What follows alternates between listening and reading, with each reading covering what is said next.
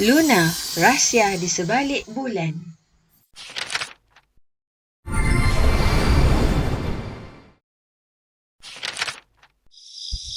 Pada suatu malam yang damai, seorang budak perempuan comel yang bernama Luna sedang asyik memandang bulan.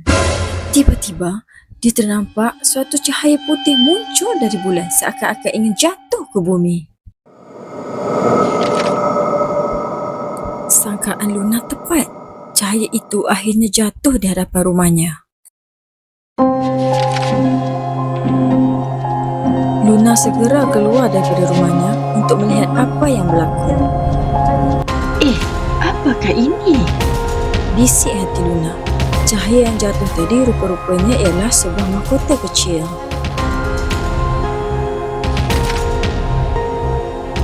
Luna segera membawa mahkota kecil itu masuk ke dalam biliknya.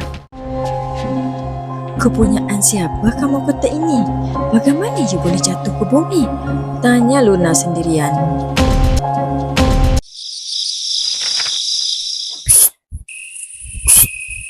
Dek, maafkan saya.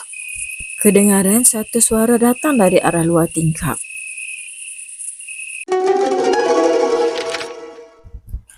Mendengar suara itu, Luna segera menyembunyikan mahkota itu di bawah bantal.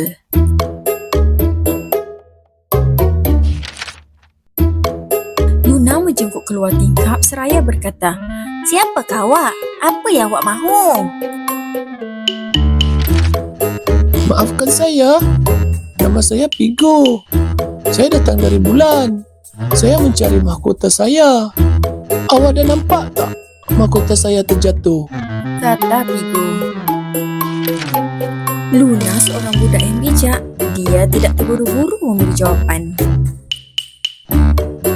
Sebaliknya, dia meminta Pigo menceritakan apa yang berlaku untuk mendapatkan kepastian.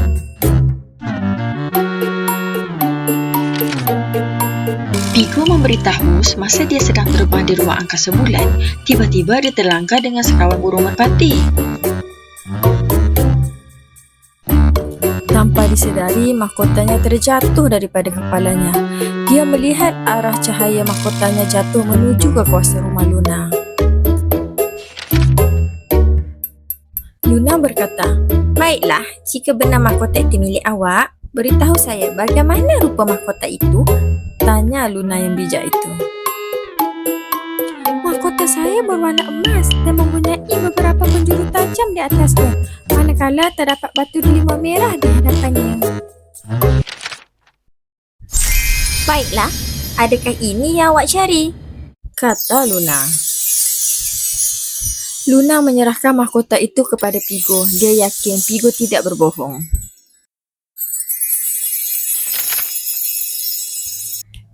Pigo berasa sangat gembira. "Ya, inilah mahkota saya. Terima kasih. Awak sangat jujur dan baik hati," kata Pigo. "Saya Luna," kata Luna sambil menghulur tangan. "Saya Pigo. Gembira bertemu awak, Luna." Mereka berjabat tangan.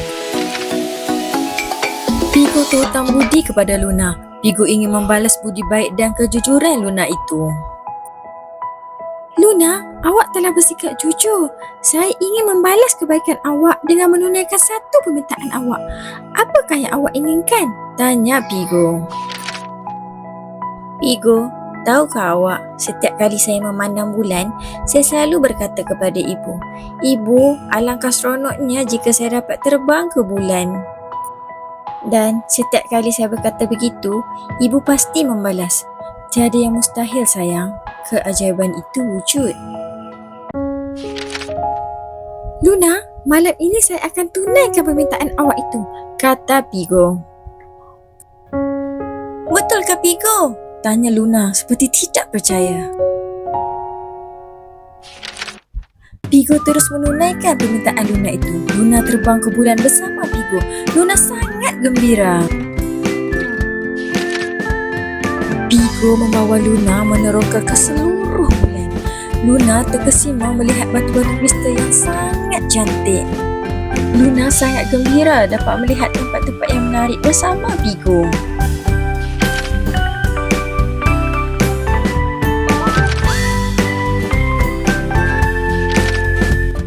Akhirnya mereka tiba di istana Naitiga, iaitu tempat tinggal Pigo.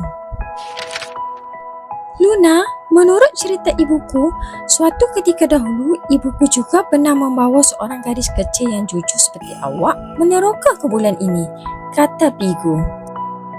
Pasti dia juga sangat gembira dapat sampai ke sini kan Pigo? Kata Luna. Pasti kenangan itu masih seka dalam ingatannya, kata Pigo. Pigo ingin menghadiahkan sesuatu kepada Luna dan menyuruh Luna menadah tangan. Luna terkejut, tiba-tiba satu cahaya kecil muncul dari tapak tangannya. Pigo menghadiahkan batu kristal sakti kepada Luna. Ingatlah Luna, kejujuran dan kebaikan sentiasa membawa keajaiban, kata Pigo. Luna gembira menerima hadiah itu. Dia mengucapkan terima kasih kepada Pigo. Pigo dan Luna berbual-bual sehingga lewat malam. Akhirnya mereka tertidur kerana kepenatan. Pagi menjelang tiba, matahari terbit memancarkan sinarnya.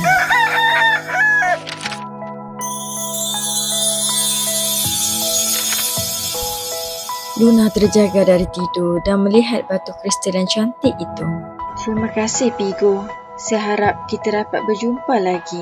Bisik Luna di dalam hati. Luna tersenyum gembira. Keesokan malamnya, Luna menceritakan kepada ibunya tentang apa yang berlaku. Ibu Luna teruja mendengar cerita Luna. Luna, ibu juga ingin menunjukkan sesuatu kepada kamu. Mahukah kamu melihatnya? Tanya ibu Luna.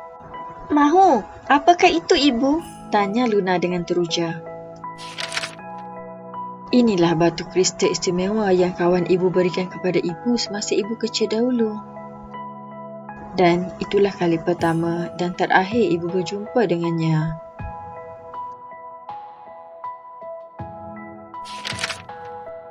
Luna terkejut. Jadi kawan ibu itu seekor puteri anak putih? Tanya Luna. Ibu Luna tersenyum.